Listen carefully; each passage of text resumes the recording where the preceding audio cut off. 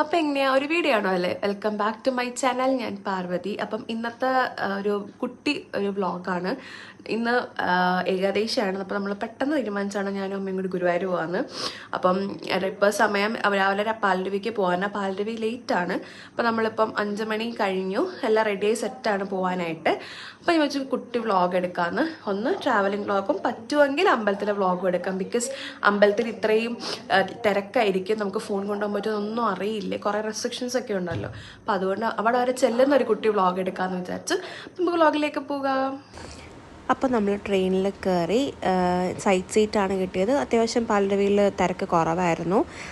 Seat കാലിയായിരുന്നു ഞങ്ങളുടെ opposite ഉള്ളത്. ഞാൻ ഇത് നേരം വെളുത്തിട്ടുള്ള ഒരു സീനറിയാണ് കേട്ടോ.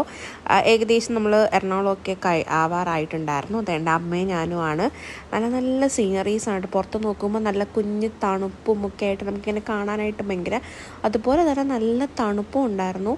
ഇങ്ങനെ ഓരോരോ കാഴ്ചകൾ, എങ്ങനെ എത്രത്തോളം ഈ കാഴ്ച നിങ്ങൾക്ക് അത് കാണാൻ പറ്റും എന്ന് എനിക്കറിയില്ല. ഇതുകൊണ്ട് ഇതൊക്കെ നമുക്ക് രാവിലെ കാണാൻ നല്ല ഭംഗിയാണ്. ഫോണിൽ കൂടി എത്രത്തോളം പറ്റും, എൻ്റെ ക്യാമറ സ്കില്ലൊക്കെ എത്രയാണെന്ന് എനിക്കറിയില്ല. അപ്പോൾ ഞാൻ എന്താ പറയുക, ഭയങ്കര ഒരു ഇതായിരുന്നു കാണാനൊക്കെ, നല്ലൊരു വൈബായിരുന്നു. അതുപോലെ തന്നെ എന്താ പറയുക, പിന്നെ കുറച്ചപ്പോൾ ആളൊക്കെ വന്നിട്ടുണ്ടായിരുന്നു. പല സ്റ്റേഷനിൽ നിന്നും എറണാകുളത്ത് നിന്നൊക്കെ നല്ല ആളുണ്ടായിരുന്നു. കോട്ടയത്തു നിന്നൊക്കെ ആൾ കയറിയിട്ടുണ്ടായിരുന്നു. സോ അത് കഴിഞ്ഞിട്ട് ഞാൻ എല്ലാം റെഡിയായി ഇങ്ങനെ വെച്ചേക്കുമായിരുന്നു ഇറങ്ങാൻ വേണ്ടിയിട്ട്. കാരണം നമുക്ക് എറണാകുളമൊക്കെ ഏകദേശം കഴിഞ്ഞു. നല്ല തണുപ്പായിരുന്നു. അമ്മയുടെ ഷോൾ വെച്ചേക്കുന്നത്. പിന്നെ എൻ്റെ ഓൾ സെറ്റാണ്, ബാഗൊക്കെ എടുത്ത് പിന്നെ നമ്മൾ അവിടെ നിന്ന് തിരിച്ച് റൂമിലെത്തി. ആക്ച്വലി ഇതാണ് നമ്മുടെ റൂം. നമ്മൾ RV ടവേഴ്സ് എന്ന് പറഞ്ഞ് ഇപ്പുറത്താണ് കിട്ടിയത്. നമ്മൾ ഏകാദശിക്ക് വരുന്ന പ്രതീക്ഷിച്ചല്ല. ബിക്കോസ് ഞാൻ അതിന് 2 ആഴ്ച മുമ്പ് ഇവിടെ വന്നിട്ട് പോയതേ ഉള്ളൂ. അപ്പോൾ ഞാൻ അന്ന് താമസിക്കുന്ന ഗോപിക്കര. അതിൻ്റെ വീഡിയോ ഉടനെ വരുന്നതായിരിക്കും. ഇത് ഇട്ടിട്ട് ഞാൻ അതിടാം. അപ്പോൾ ഇതാണ് നമ്മുടെ റൂം.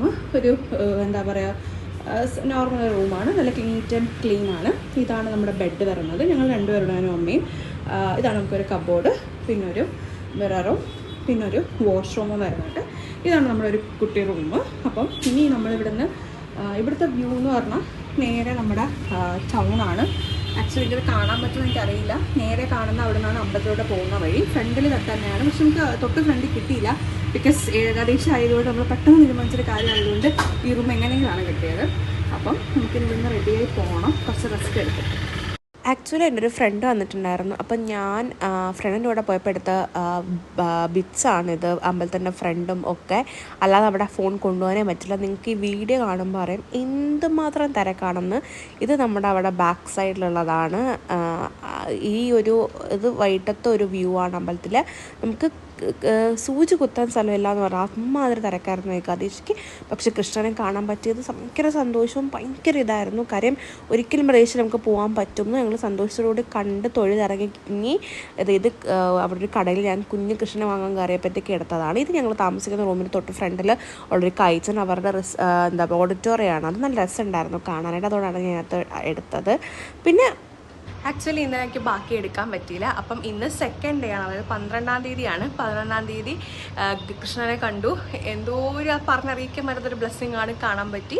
നല്ല ക്യൂവും തിരക്കും ഒക്കെ ഉണ്ടായിരുന്നു. അതൊക്കെ കാണാൻ പറ്റി, നല്ല രീതിയിൽ കണ്ടു. അത് കഴിഞ്ഞ് ഞങ്ങൾ ഇന്ന് 12-ാം തീയതി രാവിലെയാണ് മമ്മിയൂർ പോയി. പിന്നെ ഗുരുവായൂർ ജസ്റ്റ് പുറത്ത് നിന്ന് തൊഴുത് കാണാനോട് ടാറ്റ ബൈ ബൈ ഒക്കെ പറഞ്ഞു. നല്ല വിഷമം ഉണ്ട്, ഭയങ്കര ഫീലിങ്സ് തരണം. കാരണം പ്രത്യേകം ഏകാദശി ആയപ്പോൾ അതിൻ്റെ ഇത്. അതുപോലെ തന്നെ ഫുൾ തിരക്കായിരുന്നു. ഒരു സൂചി കുത്താൻ സ്ഥലമില്ലാത്ത പോലെ തിരക്കായിരുന്നു. ഞാൻ കുറേ വർഷത്തിന് ശേഷമാണ് ഏകാദശിക്ക് വരുന്നത്. ജസ്റ്റ് ഒരു 2 വീക്സ് മുമ്പ് വന്നിട്ട് പോയതേ ഉള്ളൂ. പക്ഷെ ഒന്നും കൂടി വരാൻ കിട്ടിയത് ഭയങ്കര ഭാഗ്യം. അതുപോലെ ഏകാദശിക്ക് വരാൻ പറ്റിയത് പെട്ടെന്ന് തീരുമാനിച്ച് വന്നതാണ്. അപ്പോൾ നമ്മൾ ആ റൂം വെക്കേറ്റ് ചെയ്യാൻ പോവാണ്. ഇനി നമ്മൾ നേരെ ഇവിടുന്ന് ബസ്സിൽ തൃശ്ശൂർ പോയിട്ട് അവിടുന്ന് ട്രെയിനിൽ വീട്ടിലേക്ക് വിടാൻ ചെയ്യുന്നത്.